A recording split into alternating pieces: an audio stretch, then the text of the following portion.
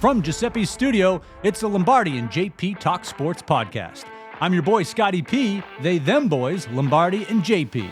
And it's their show, so we talk about what they want to talk about. Today, they want to talk about grown men's tushies and tight pants. In the NBA Eastern Conference Finals, the Knicks finish off the Celtics, but find themselves in an early hole as the Pacers give them a taste of their own medicine. Yankees still in first place and extending their lead in the AL East.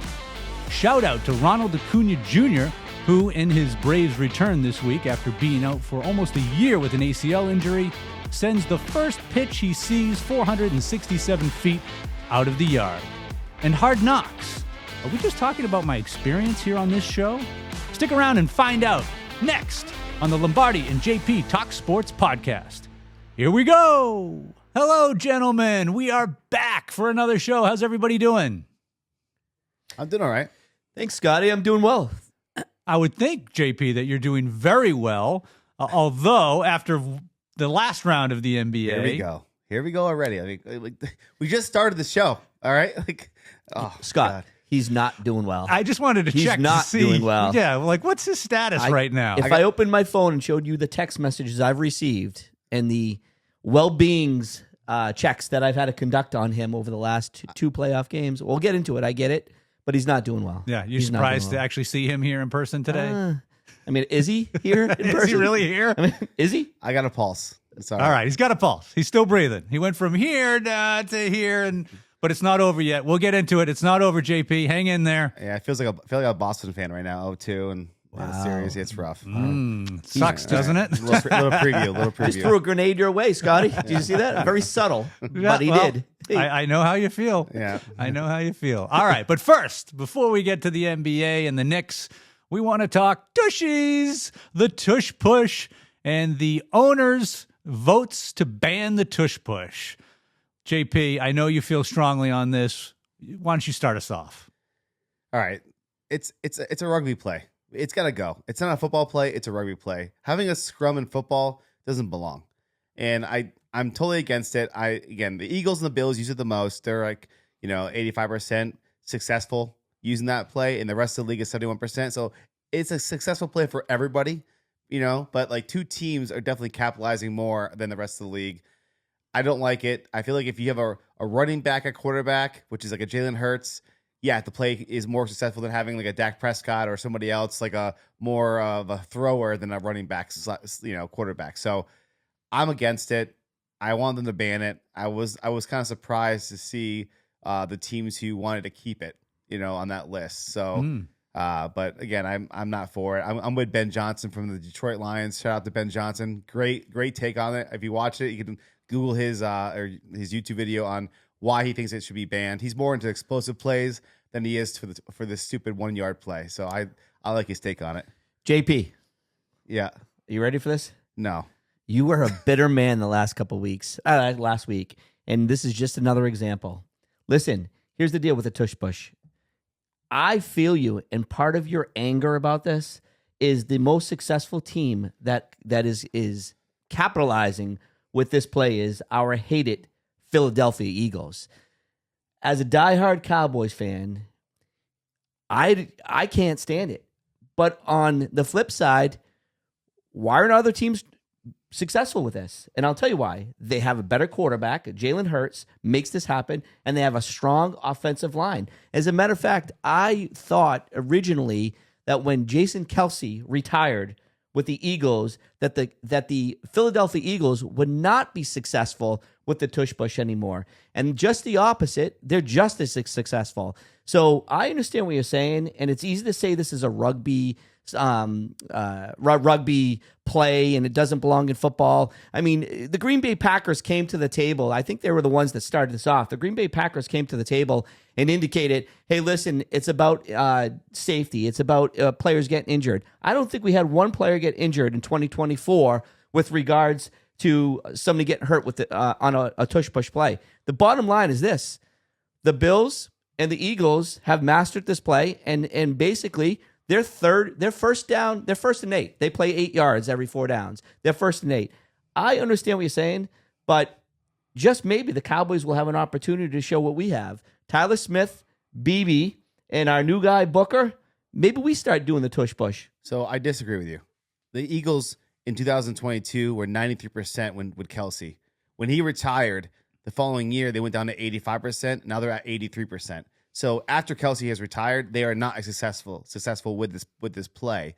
So that's one thing. Now again, the teams are 71% on it, so they have a good chance of making the play successful. So 71% is a great stat. If you had to flip a coin, it's 50-50, but this is 71%. So if you wanted to get that first down or a touchdown on the 1 yard line, teams can do it too. They can play 3rd and 8 as well. So why don't they? I don't know. I don't know why. I mean, to me, it's like the Eagles and the Bills are the most successful at this play, but I don't know why other teams aren't using it as much. Now, the Eagles use it a way higher percentage than other teams use it. So the 71%, correct. They're not jeopard. You're not rolling the dice per se. And on third and 2 or 4th and 1, they're not rolling the dice on this play, but like they are. And again, Saquon Barkley also is probably a reason why they don't use it as much in the Eagles, because he's a great premier back. You don't need to put Hurts in those positions where he can get hurt in that scrum. I don't like putting my starting quarterback, in a pile of guys to fight for a yard. I don't like doing that. As a franchise quarterback, you gave him all that money. Dak Prescott got all that money. All these quarterbacks get paid the most in the NFL. I don't want to put that guy in that scrum, the chance that he's out for the year, because if a quarterback is out for a long period of time, your NFL season is done. There's only so many games you can make up with a backup quarterback. And, I don't like it. To me, so you don't like, why don't you like it? You just said you don't like it because of the injury aspect. I just told you not one player got hurt in 2024 with regards to this. Yet. What do you mean yet? There was an obviously issue with the kickoff play in football, and they were able to get statistics to show how many people were getting hurt on these head-on collisions and so what. But here's the thing. There is no evidence that this play is creating injury. So, but there's no wear and tear on a quarterback going into a scrum. I don't show me. Tell me about it. When? Getting their hand stomped on or something. There's definitely a higher risk. Now, again, a quick. This is football. Of course, it's a high risk. You're comparing it to a kickoff where the guys are running down the full length of the field and hitting somebody. That's at full speed. This is a 1 yard. You hunk the ball and you just push forward. Right. It's less injury than running why down ban it? Right. So why? Thank you, Scotty. And if you don't want to run it because you don't want to put your quarterback at risk, even though there's no statistics stating that there are injuries because of this play, then you have the right not to run it. Why do you have to ban it? And the other thing I'm going to comment on, you're coming weak today. You're get better. Hey, get better. Get better. Listen, you're telling me about Kelsey when Kelsey was on the team and they were running it, there was 95% successful. Now they're down to 85% successful. I'm not telling you that just Kelsey was the one that was the ultimate guy that made this work. Obviously, their front line, their offensive line has changed somewhat, but 85%, 95%, whatever it is, 10%, 8 or 9 it's 10% times better. 8 or 9 times one this guy. is working. With 8 or 9 times this is. He's the anchor. You're He's the talking anchor. about Jason Kelsey is a Hall of Famer. Of course, you're going to see the numbers drop a little bit. I mean, you're talking about Jason Kelsey, a Hall of Famer. Come on. Now you're backing up on your point. I'm saying that he had Kelsey a big piece was of 10% better. That's a huge percentage higher. Okay, so you lose a guy like Jason Kelsey, a Hall of Famer, and now your odds are 85%. I'll take that. I'll take that all day long. I'll take it. I'm hey, just saying, 1st and 8 every single series. 1st and 8. The point is they were almost automatic, like almost 100% getting it done with Kelsey. When Kelsey retired, they're at 85% or less than 85%. So obviously he had a huge, play on that play. Being a center, pushing the quarterback forward, he has to get low. And that's the thing where he was the best at that. The other center who replaced him, I don't know his name, but he's not doing what Kelsey was doing. Oh, he's 10% off. Oh, my God. Yeah. That's a huge percentage. So regardless of Kelsey's impact on the success rate of the Tush Push, comes back, let's go back to the original question. Should the play be banned, or should they change the rule that was changed in 2005 that made it legal to assist the ball carrier by pushing them? Prior to that, it was not long ago that you couldn't assist and push the ball carrier. but it was too difficult, apparently, according to some reports. Why did they change it in 2005? They changed the rule because it was too difficult for the referees to make the call who's pushing who, particularly when it gets into a scrum and a pile like that, to make those calls. So they just said, well, it's easier. Let's just allow them to push. And then it took 17 years before somebody was able to create and perfect this play. Listen, and nobody said anything, Lombardi. Nobody said anything or complained for 17 years, more than 15 years. Nobody said, well, we need to change this rule. Now, all of a sudden, 1-2 teams become really good at it. Nobody can stop them. And now we must ban the play or change the rule. That's why? And that's my problem. And the pathetic thing about that is, I alluded to that, is the Green Bay Packers were the first team, I believe, to come forward to the NFL office and say, we're concerned about player safety. Because once they say the key words of anything is player safety. So all of a sudden, they knew they were going to be able to get their message at least on the table. Player safety, I just told you, there's not been one reported injury due to the tush push. I don't love the play, but I'm telling you, why are you going to ban it? Because player safety? No, you tried to use that, Green Bay Packers. That was false. That was because you can't do it, and 2 other teams are very good at it, and you're a little somber that and you can't stop unfair. it. Not only can you not do it yourself, you can't stop it. Right. I think it's but yet they still got 22 out of the 24 needed votes to ban it. That is very close. 2 more votes, and they change this rule. Right. Almost. Right. I say ban it. I hate the play. I hate the Eagles. I hate all of it. Just ban the freaking play. Yes, He admitted it. No, this is awesome. Yes. I hate it. Okay, we can move on now. Yeah. What did he say?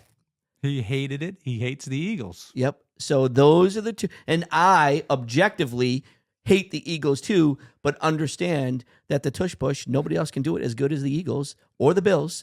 So we're going to change or ban something because we're not good at it? Yes. No.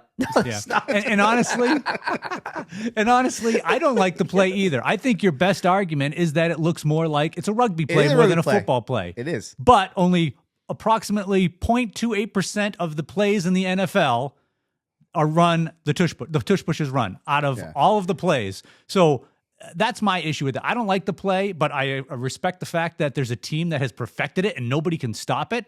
So my issue is why then now you need to feel like, oh, please change the rule because we can't stop it. I hope the Bills do it every single 4th down against the Patriots this year, and you can enjoy it the rest of the year. Just like I'm going to enjoy it when the Eagles do it with the Cowboys. Can't wait. So I hope you enjoy it the rest of the year, guys. Hope you guys love it. And you talked about one of the teams that voted not to ban it was the Patriots because they're not a big bunch of babies who want the rule change because they can't stop it, even though they suck. Hey.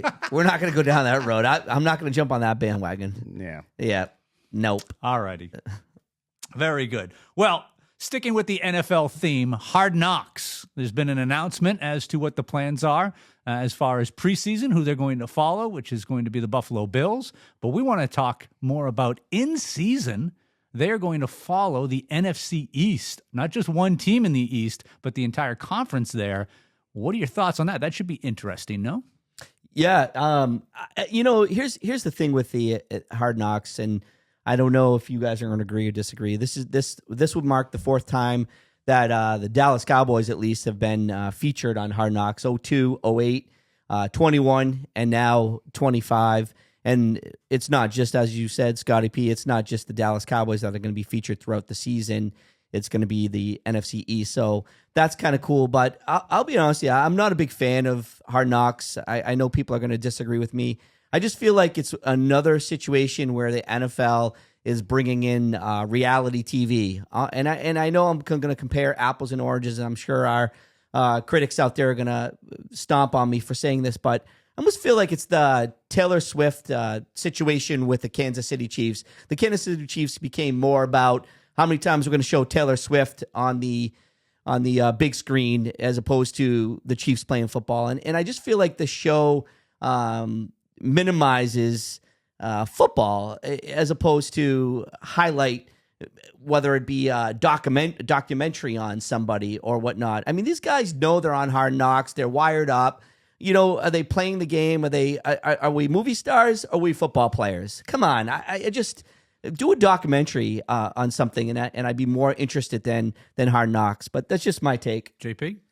Yeah, so I do enjoy it. I watch it on a regular basis, especially when the Cowboys are on. I do enjoy to see the insight of how they prep and the players, the team meetings, and the interaction between the coaches and the players. I do enjoy watching it as a Cowboys fan, seeing your favorite team. So I watched all the seasons that Joe mentioned that the Cowboys were mentioned. I did watch those seasons. I think obviously I get a lot of crap about being a Cowboys fan, but obviously they're America's team still. I mean they've been probably the most displayed on the HBO show Hard Knocks. They've been on the most probably.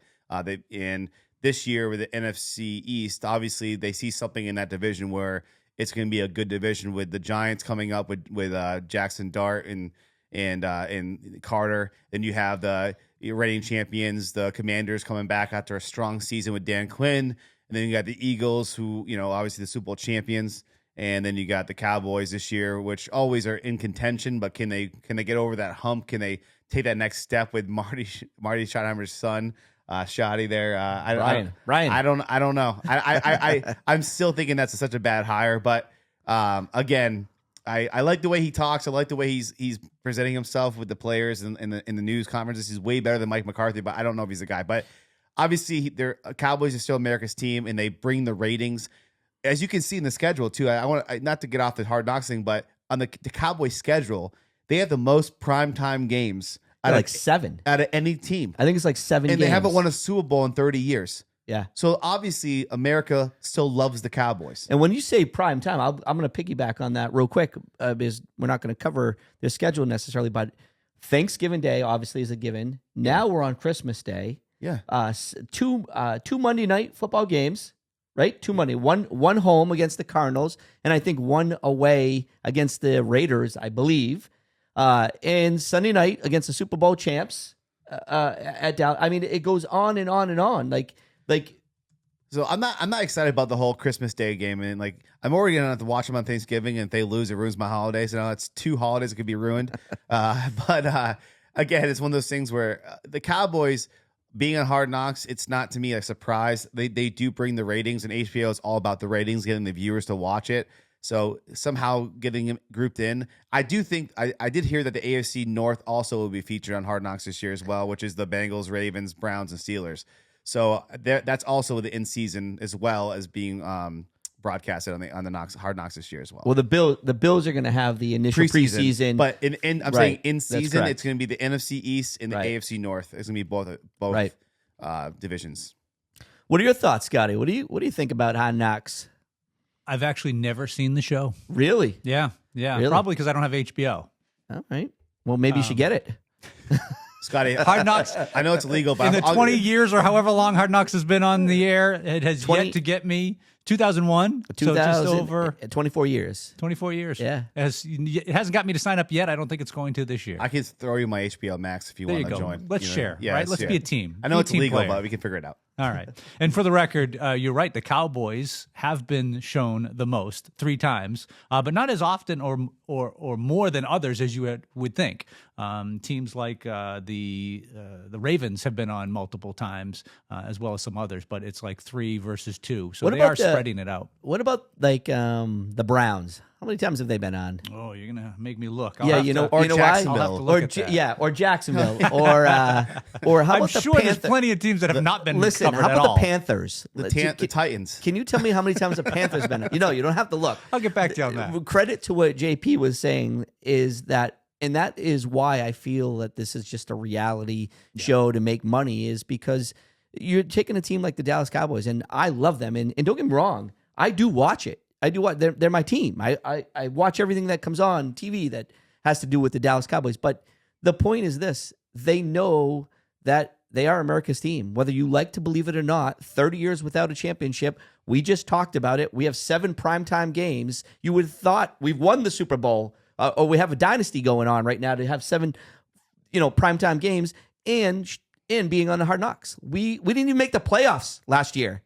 Well, did you get any insight? It's an edited program. It is a reality show. So they edit it after the fact, and they make it how they want it to look. And I'm sure the NFL teams probably have some say in the final product. No, I don't want that in there. Or, hey, let's make sure that doesn't get in the show. Do you think they get paid?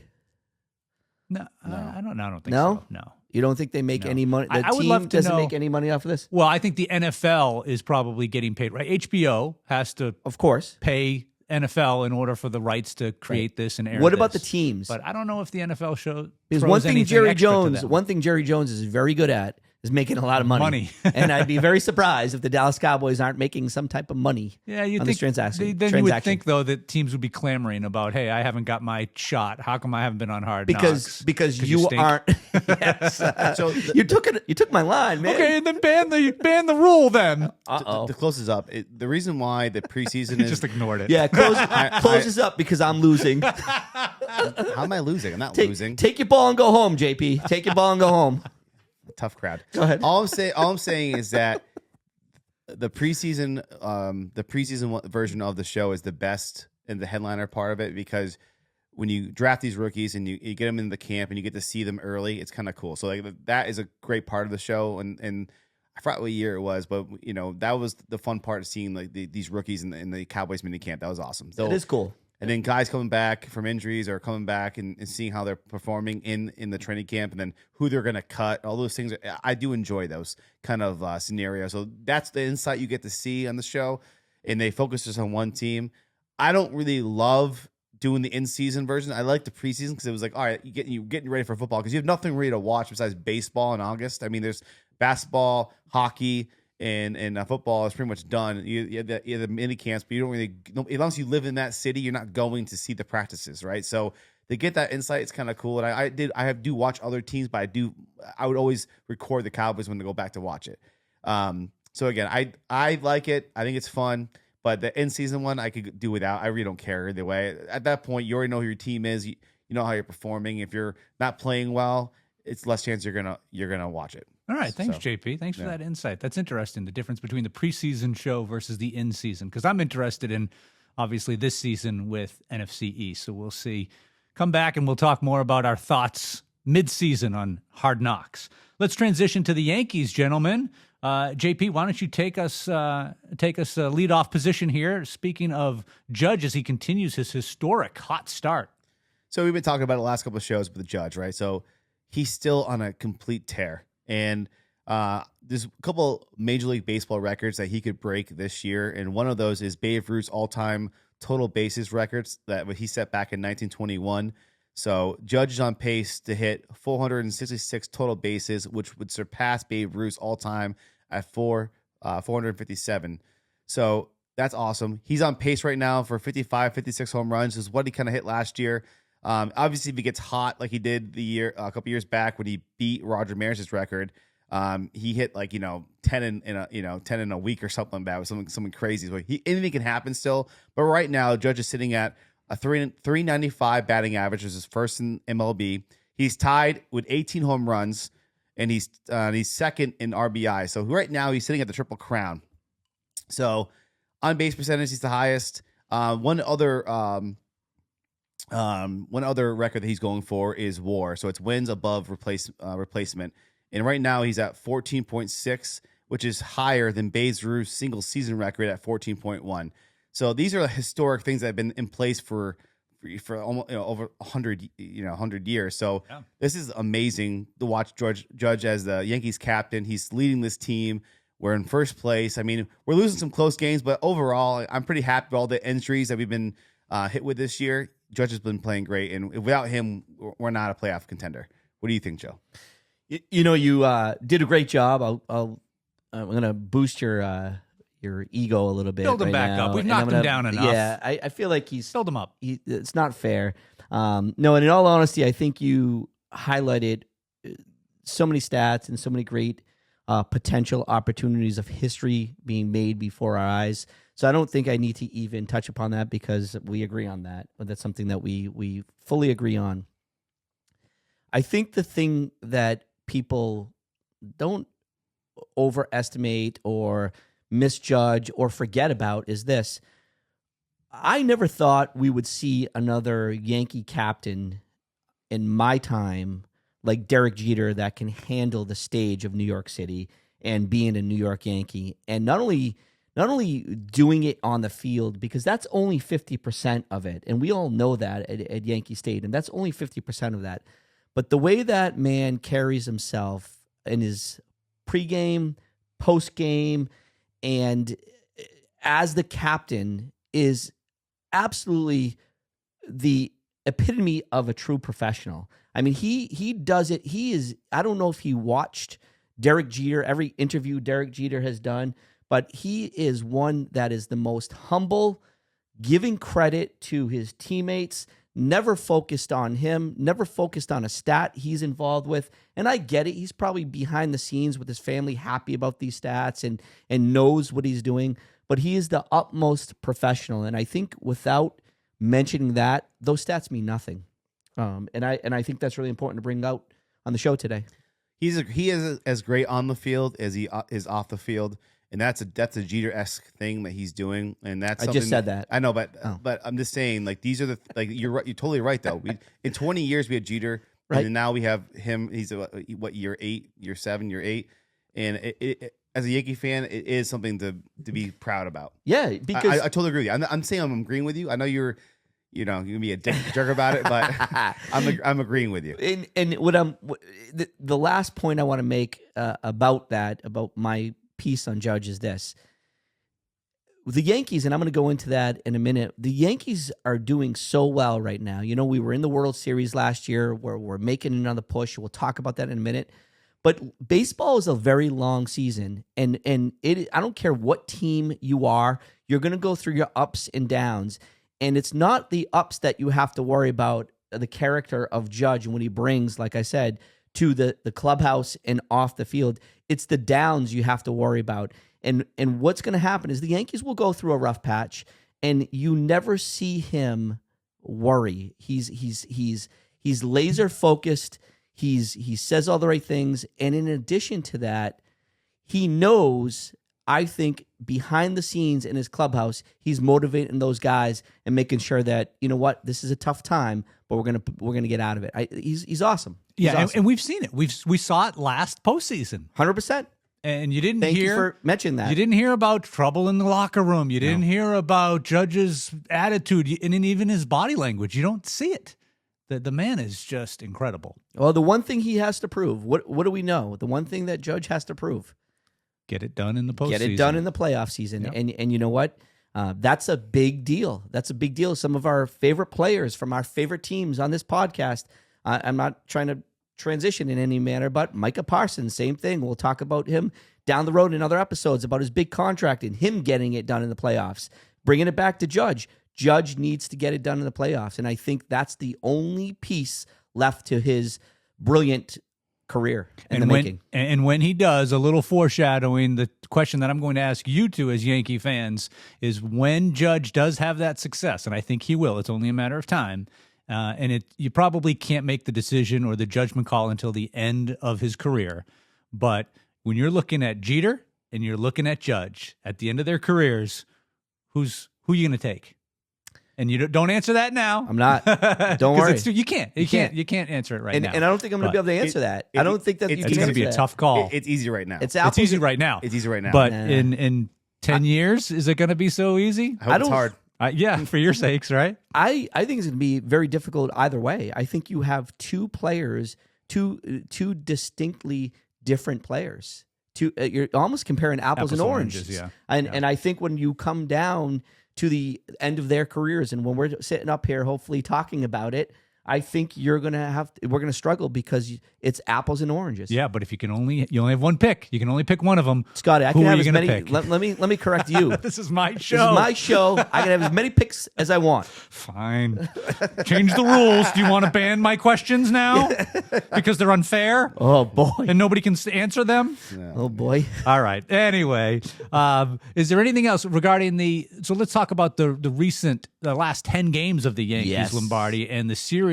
Mets came back to town. Little crosstown rivalry started up there at Yankee Stadium. What were your take on how the Yankees are doing recently? So listen, this was huge for me and many Yankee fans. And if they tell you it wasn't and it was just another series, they are absolutely straight out lying to you. The Subway Series is always a big series. Who in New York is the premier team? We all know it's the New York Yankees, right? We all know that. the Subway Series brings that aura to New York City and the battle. But this year, you cannot deny it was even bigger with Juan Soto coming back, leaving the Yankees high and dry for $765 million and going across town to Queens to play for the Mets. Well, that backfired thus far for the New York Mets, and I'm going to tell you why. The Yankees took 2 out of 3. That's not why it backfired. But what I watched was a depleted Juan Soto. Do I think this guy is not good anymore? No, of course not. He is going to be very good. But I'm going to tell you something. There were sports writers that commented on this. He did not look like the same Juan Soto. He didn't have that hop in his step. He didn't have the Juan Soto shuffle. He didn't have that aura about him. And I'm going to tell you something. When he ran out, he waited last minute every inning to run out to right field because he didn't want to deal with the fans. The fans turned their back on him. They let him have it for 3 games. And quite frankly, I think he was 1 for 10. Granted, he had 3 walks or 4 walks and batting .247. So what a monumental start to the Subway Series with Juan Soto playing for the Mets. What do you think, JP? He actually ran out to the field for the first time and heard the boos, and he tipped his hat off to the fans. And after the game, he said, if they booed as loud as they cheered for me while I was in New York as a Yankee, then I would have stayed in New York. Ooh. That's what he said. Yeah. Wow. Now, the whole Soto thing, he's not hustling. He's a below average fielder, but his bat was why the Yankees wanted to keep them, right? It wasn't because of his defense. It was because of his offense. He's not hitting this year because he doesn't have Judge in the lineup. I feel like that's a big factor. When he went from Washington when they won the World Series, he was about a 270 hitter. He went to San Diego. He batted like 260. And what is he right now? 240, 250? Yeah. So he's back to kind of where he always was. He was never one of these guys that was like a once in a lifetime hitter that you had to get in your team. Like he's not a Babe Ruth or Aaron Judge or Mark McGwire or whatever you want to say. Like guys who could mash the ball, Barry Bonds, whatever. He's not that kind of a hitter. So to me, it's like what the Yankees did. We talked about them on the last show. They did a great job of replacing that salary with multiple players to fill a lot of roles that we needed. So again, awesome. Cashman did a great job. That's why he's the Yankees GM for over 30 years. But Soto in a Mets uniform doesn't look comfortable, doesn't look like himself. And as a Yankee fan, I love every single second of it. And I hope the Mets at the end of this contract look back and go, we made another huge mistake and paid this guy way too much money, and he wasn't worth it. And now they're married to this guy for a long 15 years, long time. So follow up. You gave him too much credit. He's batting .241. Yeah. So he's at .241 right now with 8 home runs, 23 RBIs, and his on-base percentage is .792. So here's what I'm going to tell you. That's not even the issue because I do think Juan Soto is going to come out of this funk or whatever he's in right now. The big issue is you touched upon, and I think it's worthy of mentioning now. At Yankee Stadium, he was very slow out of the box on a play. He was called out about his lack of hustle. Maybe not. I thought he was lack of hustle. He was clearly seen not coming out of the box and running a play out. And hasn't his health been questioned or some? I thought I saw some reporters questioning if he's healthy, 100% healthy. He's in the lineup every day. I mean, would you take a guy that's making $765 million and put him in the lineup if he wasn't healthy? That's an investment. I don't think you do that. He's healthy. I think you do. Yeah, I was going to say, depending on the injury, is he just a sore ankle or a wrist or? Well, the funny thing is, and let me follow up with the sluggish play or the hustle at Yankee Stadium. No, it wasn't like a one-time thing. The Mets went over to the Fenway, play the Red Sox after the Yankees, and again came sluggish out of the box, not running a play out. And he was called on it, publicly called on it. And his manager, I don't know the exact quote, but his manager said something to the effect that that's something we'll address or that's something we'll take care of or whatnot. Almost acknowledging that, yes, there was a lack of hustle there. You ask Juan Soto, I think I'm hustling very well. All right. Can I mention 2 things about the Soto? Is that 2 guys we replaced Soto with was Cody Bellinger and Paul Goldschmidt. Now, last show, Joe did call me out saying Bellinger's turning it around, and he has completely turned it around. 267, I bet. 267, 8 home runs, and 30 RBIs. So he was batting like under 200 about a month ago, and now he's up to almost 270. So good call on that. Thank you. Then Paul Goldschmidt's still batting 345. I was going to say 350. Yeah. Wow. So two guys. Now, the guy who was forgotten that the Yankees, when they traded for Soto, they gave away Mike King, a starting pitcher, and they got Trent Grisham in return for the Soto trade from the Padres. Now, Trent Grisham is batting leadoff for the Yankees this year so far. He's batting .257 with 12 home runs and 24 RBIs, and he is a Gold Glove center fielder. So Grisham is outperforming Soto, and he was the forgotten man in that trade, and he's batting leadoff for the Yankees and playing center field at a Gold Glove level. The Yankees won that trade hands down, and they lost Soto, yes, but what Cashman did was fantastic. And I am really excited about this team. Hopefully we can get back to the World Series. And we're not going to talk about it today, but don't ever forget, too, part of those transactions that we made because of the extra money that was there, Max Fried, which I'll touch upon later, and Williams. Yeah. I mean, we had the money to go out and get those. You're just talking about the offense. We could spend a whole show talking about the extra money and the pitching that we brought into the stadium. 100%. All right. Well, we will get into that as the season progresses, but now it's time to talk about your attire, JP. We're talking Knicks. Yeah. We're talking Knicks. It's not over. You just built them up, and now we're going to bring on the Knicks. Right. I'll keep this kind of short because I know I got the only the pony in the race here. So, sorry, boys. So the thing is, the Knicks, yes, we're 0-2 in the Eastern Finals. First time we've been there in 25 years. It hurts. It definitely hurts. We pulled the Boston Celtics the game one when we had a 14-point lead and blew it. It sucks. Seeing Halliburton do the choke symbol like Reggie Miller in the 90s, it feels like the 90s right now. So reliving those horrible, horrible series when we lost to the Pacers. So, but that shot, speaking of Halliburton and the choke sign, I mean, first of all, on one hand, you're lucky that his toe was on the line. It was only a 2. On the other hand, the ball hits the back of the rim, goes 10 feet up in the air, right? Yeah. And doesn't go left or right. No. Maybe comes back a little bit forward a little bit and drops right down and doesn't even touch the rim. Scotty, basketball gods. Oh, my goodness. I watched it. It's awesome. So the thing is, but let's talk more about it. Like it wasn't. No, I'm kidding. Shut your How mouth. unbelievable was it? Let's All right. relive the moment, JP. Yeah. Great. So game one was Halliburton versus Brunson. So Halliburton had 31 points, 11 assists, and Brunson had 43 points. So Brunson was on fire game one. We should have won that game. We totally lost that game. We didn't, we had it in our grasp and we just gave it up at the end. When that Naismith kid hit 5 threes in a row, I knew we were in trouble. So game two was Siakam had 39 points. He was unstoppable, a career high performance for him. Brunson still led the Knicks with 36 points. Towns had over 20 points, but we got into foul trouble early, which we've been doing What all else is new? Playoff series. Right. It's just frustrating because Towns gets the worst fouls. Like he just does bonehead mistakes.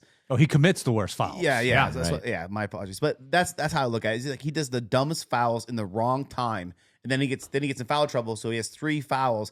And he has to go on the bench. Robinson coming in. And Robinson's been playing great. Yeah. I love Robinson. Yeah. He's been the difference maker. The hard worker. Yeah. But so this is the thing with the whole series is that the Knicks are 5-1 away from MSG. And I'm really hoping they're going to stay hot on the away games and they can take 2 in Indy and make this a series going back into MSG. But if they lose game 3, I think it's going to be tough to overcome this. And I'm going to tell you right now, they're not coming back. They're 0-2. Brad Stevens, after the Celtics and Knicks played, I thought I had a... What do you want to wager? Not that give me a minute, because I like that idea. Let's do it. Let's have a little fun. All right. My take on the Knicks is this. I'm supporting the Knicks. I'm a New York fan. I'd like to see the Knicks win.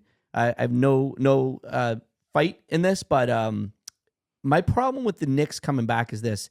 To be in the NBA Finals and to go down 0-2, you have to play almost like superb, like over superb basketball, and I don't think you can play okay, so you win the next one, right? Let's play this out. You win the next one, all right, 2-1.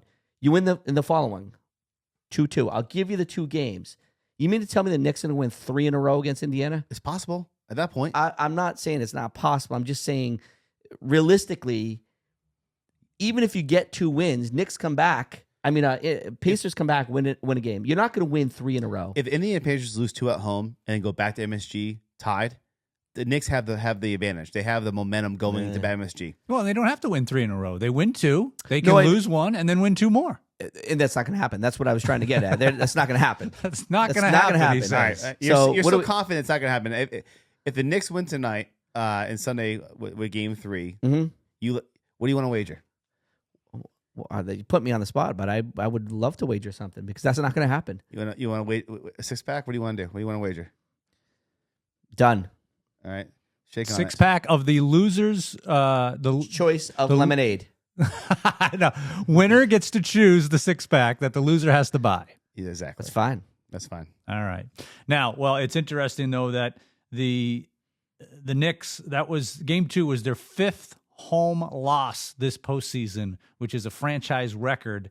And JP, cover your ears. They are 0-14 when trailing 0-2 in a best-of-7 series. Before you comment, before you comment, if you want to not bet, you want to change that bet? I'd be more than happy. I don't mind because you've been through a lot. I just said before we bet it, I said if the Knicks have to win tonight and Sunday night, if they win tonight, then the bet's on. Well, yeah, of course, because if they go down 0-3, nobody's ever come back and won. Oh, I missed that. So wait a minute. I did say it before we. The bet is not official yet. It's dependent upon how the outcome of tonight turns out. Of course. If they lose, only if the Knicks win tonight is the bet on. Yes. And it makes sense because if they go 0-3, nobody's ever come back from an 0-3. Well, what does it matter? He thinks throwing money away. What does it matter? He thinks the Knicks are going to win, whether they have to. And you don't care about the outcome of tonight. Regardless of the outcome, you're taking the bet. Exactly. I can't wait to get our final thoughts. Once the Knicks come back to the series, I'll be calling you out every hot take. Let's go. He's getting hot again. Well, from somebody who does not have, as JP said, a pony in the race, it has been a very entertaining series. I mean, those were 2 really fun games to watch. I know as a Knicks fan, they're not so fun, but that is a fun series, and I hope it continues. One last point. Is the NBA back? This hasn't been this exciting for basketball since Jordan. Well, and they talked about it a little bit during one of the, I think it was Game 2 broadcasts, where they talked about the close games this postseason as opposed to last postseason. Last year was not nearly as exciting as this year. Is it back or is it just fluctuates and ebbs and flows year to year? I think it's back this year because it was exciting. It was New York and Boston. I really believe that. It was Celtics, Knicks. I mean, how better can it get? And then since the last in the 90s, since the Knicks have been there, this has been pretty awesome for you. So in your mind, I think this has been amazing, right? Well, and it'll be sorry, go ahead. I'll let you. As a Knicks fan, it's been a while, so obviously it's exciting to watch. Of course. See him, but being down 0-2, it kind of takes the wind out of your sails, and now we're kind of looking at an uphill battle. But hopefully, the Knicks can overcome this and ask win Scott how it felt. He won the championship last year. The Boston Celtics won the championship last year. I'm talking about 2 weeks ago. So it doesn't hurt but it doesn't hurt as bad when you get your 18th banner hanging from the ceiling just last year at the beginning of this season. 71, 73. It's like, come on, man. But looking forward now to the NBA Finals, to get back to your question of is the NBA back? Because not only maybe from year to year, but also from series to series or round to round. Because if it's OKC and Indiana, small market teams, and if it's not a close series, what are the ratings going to be on that series? And then you'll be saying, oh, the NBA's not back. Look at this. They were all blowouts. The ratings were down. It wasn't a very exciting final series. But I do think you need big market teams like the Bostons, the New Yorks, the LAs. And you also need the rivalries. There's what I was talking the rivalry right now with Knicks and Pacers because of the history that's there, but there is no rivalry on the other side between OKC and the Timberwolves. Correct. And depending on who, and it really doesn't matter who wins, you're not going to have like 2. It's not Celtics Lakers. It's not Indiana and New York in the finals. It's going to be one of them against another team that's not really rival. Yeah. So we'll go back to not watching it. So the 2 teams in the West though, the Thunder are up 2-1. Minnesota just won. So last night, so they're up 2-1. The thing with those 2 teams, they haven't won a championship in their whole entirety of their franchise. So this is exciting for them, and we'll see a team that like a underdog kind of thing, team that small market team. I like to see them win. I'd probably watch that. Who's your pick on that? I think the Thunder are going to win it, but I want the Timberwolves to win because of the trade with Well, Randall. I was going to say, we haven't even talked about Yeah. how that trade, we talked about Juan Soto trade. Let's go to the Knicks and that trade, how it's helped both teams. Amazing. Right. Yeah. That's crazy that both of those teams involved in that trade are each in their respective conference finals. Which is pretty cool that is very cool. because you never see that. Usually it's lopsided one side or the other. You know They what I mean? got really good role players for the Timberwolves in that trade from the Knicks, but it's really comes down to Ant versus Shea. Like those are the two guys that you're watching. They're complete superstars.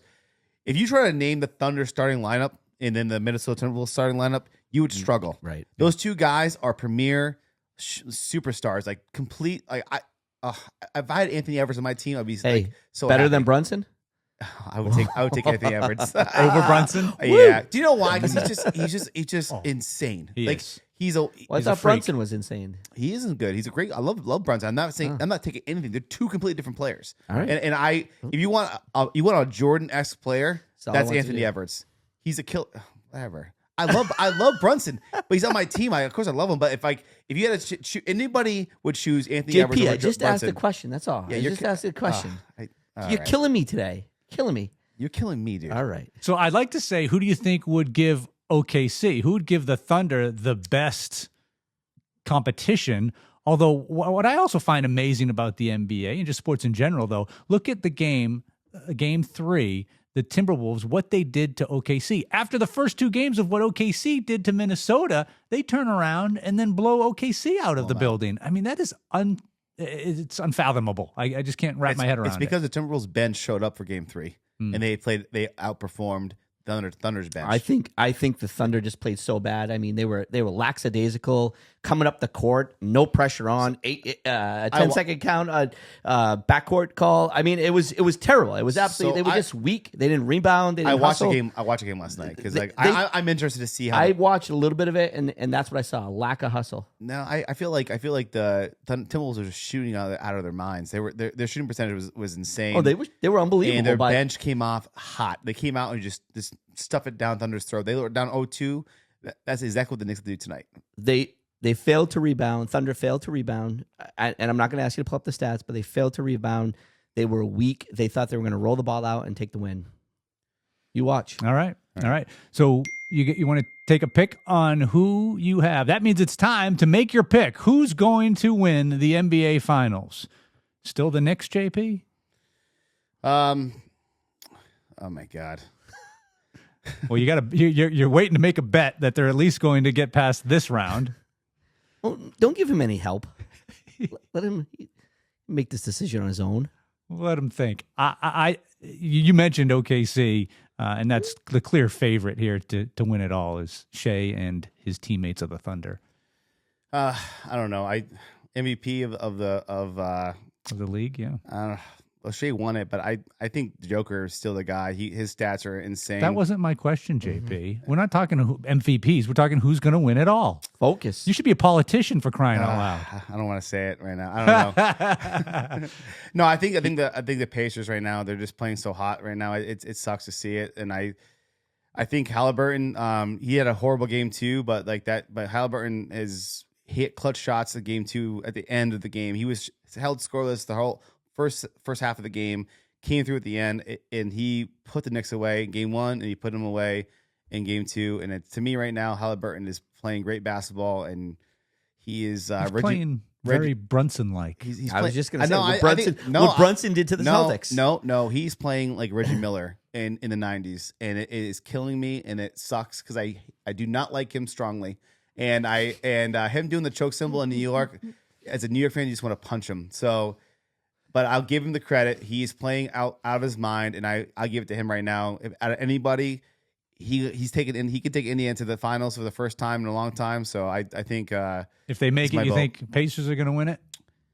I don't want them to win it. Obviously, I hope they show some fight tonight. Well, but, that's why I prefaced it by saying if the Pacers make the finals, you think they're going to win it? No, you still think Thunder? Thunder. I don't know because the Pacers are shooting great. If And the they're Pacers, deep.